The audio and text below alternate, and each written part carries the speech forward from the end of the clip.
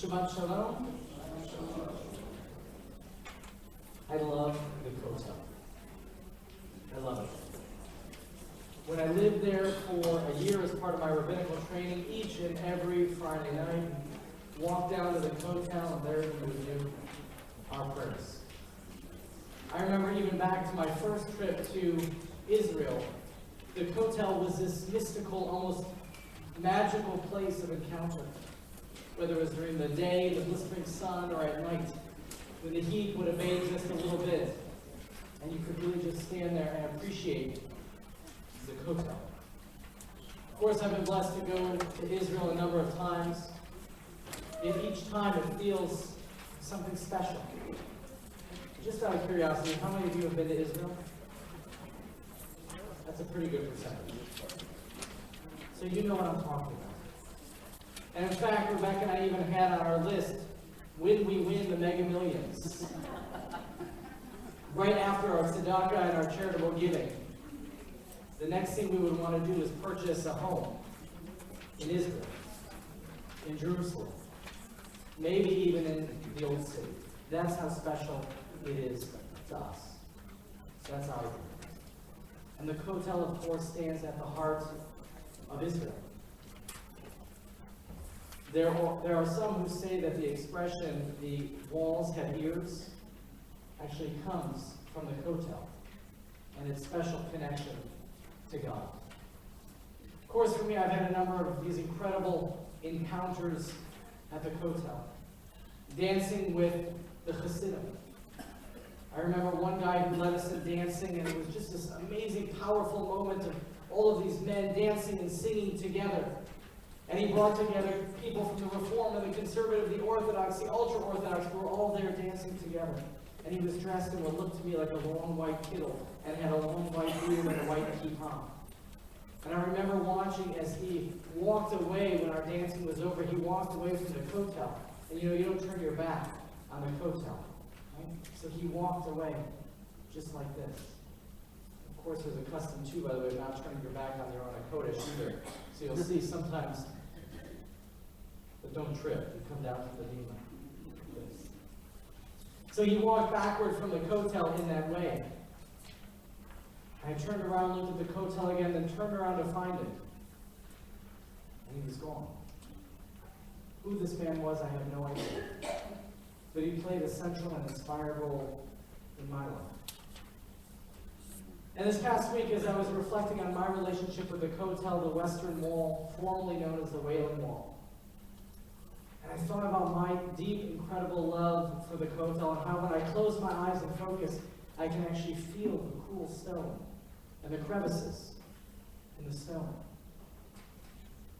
And I thought of one of the prayers that are traditionally said in the morning liturgy. Baruch Hashem shelo asani isha. Blessed are you, God, who didn't make me a woman. Because as a man, I had these incredible experiences at the kotel. It's not always quite the same, though, for women there at the kotel. Now, this week, I'm sure many of you heard some of the headlines that came across. I have them in my hand. Activist women say the new plan banishes them from the Western Wall. Azarat Yisrael, the dissenters' kotel. Something significant happened this week in the Knesset in Israel that some say changed the Jewish relationship to the kotel forever. There are others who say it just made the status quo permanent. We'll talk about that in a second. What is the kotel? So here I put together just a little sheet for you on, of course, what is the kotel, and let's see if I have any helpers here. All right. We know, do I have any volunteers? To do what? Good question. Good question, Janice. All right, Mr. President, since you're in the front row avoiding eye contact when I ask for volunteers, we'll call you up. Everyone, Larry. All right, Larry, come on up. Put your arms like this. Thank you, Larry. That's all you have to do. It's not even a speaking part. It's like the role of the Jewish husband in the play. It's not even a speaking part. This is the original Temple Mount here. And we know atop that Temple Mount sat the first holy temple in Jerusalem, built by which king? Solomon. Right? David was a man of blood, so he was prevented from creating the temple. His son Solomon, you getting tired? His son Solomon created the temple. He was a man of shalom, of peace. And he built the holy temple.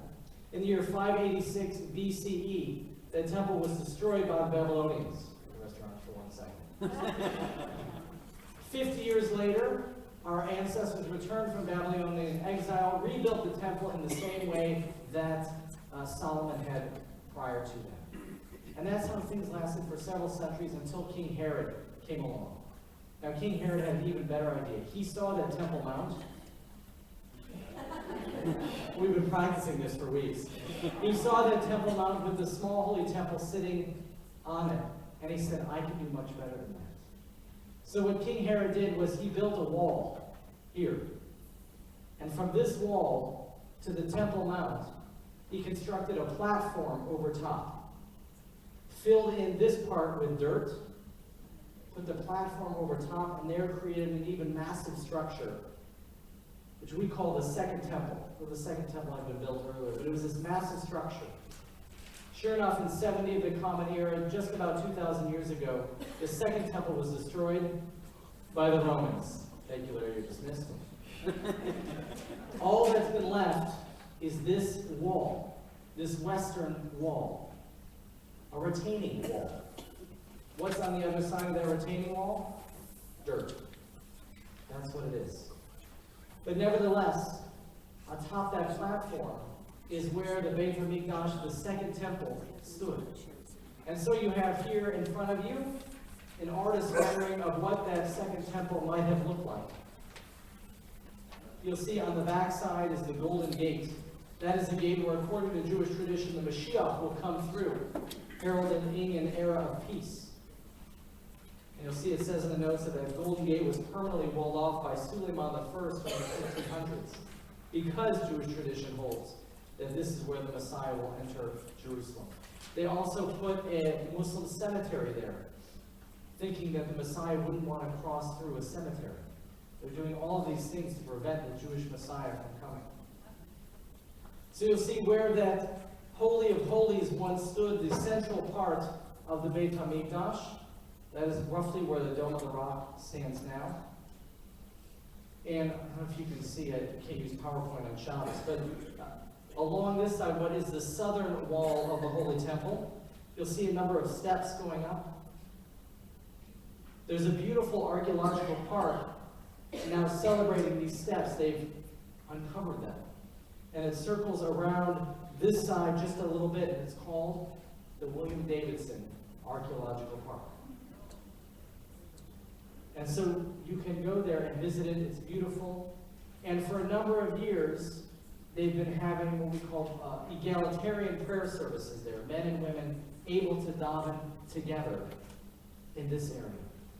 Right over here, by the way, are a tremendous number of mikvaot, of mikvahs, because they used to have to purify themselves before going around to the southern steps and up to the Temple Mount. What then is the Western Wall? The Western Wall is really this bottom area which would exist right under the Temple Mount here. A small section that's been uncovered. And you'll see I put another image of the Western Wall in the graphic below it that says it's really only the bottom part that is Herodian, that is from King Herod in origin. The rest have been rebuilt over time, which explains the different sizes of the rocks as you go up the Western Wall. The Western Wall is a retaining wall. For thousands of years, it was the closest we had to a remnant of the Beit HaMikdash, of the Holy Temple. And so it maintained a level of sanctity because of that connection. Really not much more than that. A level of sanctity because of that connection, and because, as you see, the Western Wall was as close to where the Holy of Holies was, where we would encounter God, as we could possibly get. So if you'll turn with me to the back side of the page, it says the history of the Kotel. For nearly 1,500 years, it was the only place our ancestors could go to even recall the Beit HaMikdash, to even feel a sense of that holiness that existed 2,000 years ago. And so there's this text written by Rabbi about 500 years ago, which relates. I've been told that in the day of Sultan Suleiman, not just the Neil Diamond song, right? Sultan Suleiman, the site of the temple was not known. The site of the temple was not known. And the Sultan had every corner of Jerusalem searched for him. Could you imagine? I mean, it's hard for us to believe that even 500 years ago, we weren't exactly sure where the full remnants of the Western Wall was, let alone where the Beit HaMikdash, the Holy Temple, would have stood. It was lost. And so the Sultan had every corner of Jerusalem searched for him. One day, the man in charge of the work, despairing after much searching and inquiring in vain, saw a woman coming with a basket of rubbish and filth upon her head. He asked her, "What are you carrying on your head?" And she replied, "Rubbish." "And to where are you carrying it?" "You know, to such and such a place," she said. "Where do you live?" "In Bethlehem, in Bethlehem." Now that's a long walk. That's a long journey 500 years ago. "Where do you live in Bethlehem? Is there no dunghill, right? No place to deposit your trash between Bethlehem and here, Jerusalem?" This woman responds, "It's a tradition among us that whoever takes a little rubbish to that place over there performs a meritorious act." The curiosity of the officer was aroused, and he commanded a great number of men to remove the rubbish from that place. And the holy site was revealed. When the Sultan learned of this, he rejoiced greatly and ordered the place to be swept and sprinkled, and the western wall washed with rose water. How did he discover where the western wall was? Because for all of those years, the Arabs had been using it as a trash pile. And the custom had actually evolved that it was some holy act to dump their trash here. Because several centuries before, someone said, "Let's cover up that Temple Mount." And so the custom began. And that perhaps is how 500 years ago they recovered the Western Wall. And it seems that according to Rabbi Goren, who was the chief rabbi of Israel, the custom of praying at the Kotel, of writing notes and putting them into the Western Wall, almost as if it's God's voicemail box. Right? You just leave a message and God will get back to you when God has a chance. The custom of praying at the Kotel probably only began about 300 years ago. It's a relatively new custom. Nevertheless, the Temple Mount retains central prominence for the Jewish people and has for thousands of years. As we read in the Talmud, if someone is praying outside the land of Israel, he or she should direct his heart to the direction of Israel. When praying within Israel, direct the heart toward Jerusalem. Those in Jerusalem should direct their hearts to the temple. So most of us, when we daven, we face east to daven toward Jerusalem. I remember the year I lived in Israel, there was a good portion of that year that the synagogue I davened at was in a neighborhood called Baka, which is to the south of the Temple Mount. So they specifically directed their prayers north toward the Temple Mount, just as it said. It was counterintuitive for me to be davening north, but nevertheless, that's where the Temple Mount was. That's where we direct our hearts. That was where God's footstool in Israel, in the world, once dwelled, there on the Temple Mount. So we know the Temple Mount has retained a central place for us throughout history. But it wasn't really until the 1990s that they began trying to create, on a regular basis, an egalitarian service there. And sure enough, in the 1990s, they started doing it. They actually got permission from the government to do it. I think it was once a week when it began. They would hold egalitarian services there.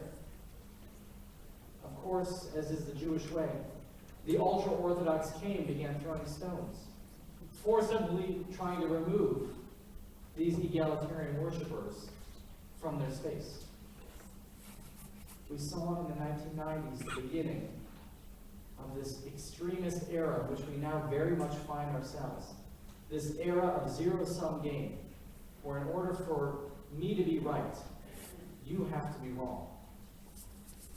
In this incredible era of zero-sum game, where we find no compromise, we only seek victory. And so that continued from the 1990s, and eventually it got concretized in stone that there should be no egalitarian prayer anywhere near the Western Wall. You can only do it at the southern steps. And so those of us who've been leading trips to Israel, we paid our fee to get into the archaeological park at the southern steps. There, we would engage in our egalitarian worship. And I remember on one of the teen missions several years ago, but maybe you remember this too, we were davening there on a Friday night at the southern steps. Here we had Reform and conservative Jews, men and women, boys and girls, all sitting together davening. And I remember the Arabs on the Temple Mount began throwing things down upon us worshiping there. You remember that? We quickly wrapped up our services and left. That's how things evolved. And it got worse and worse. And then, of course, you have probably heard now of this Woman of the Wall organization. The Women of the Wall began on Rosh Chodesh trying to read Torah, perhaps wrap themselves into tefillin at the Kotel at the Western Wall. They were harassed, often arrested. And over time, this began to continue and just got worse and worse and worse. And the women at the wall, who all they wanted to do was to have their women's-only prayer groups, but with a Torah scroll, merged forces with the conservative and the Reform, who wanted a pluralistic prayer space. And some 10 years or so ago, it was agreed that there would be a temporary prayer space created on the other side of that walkway to the Temple Mount. Still technically on the west side, but closer to the southern steps, and there was a temporary prayer space created. Now, I've got some timelines for any of you who are real interested, but fast forward to this week. And the Knesset of Israel has now come to render a decision that that pluralistic prayer space shall be made permanent. And they invested, I think it was 90 million shekels. I don't think it was $90 million, I think 90 million shekels.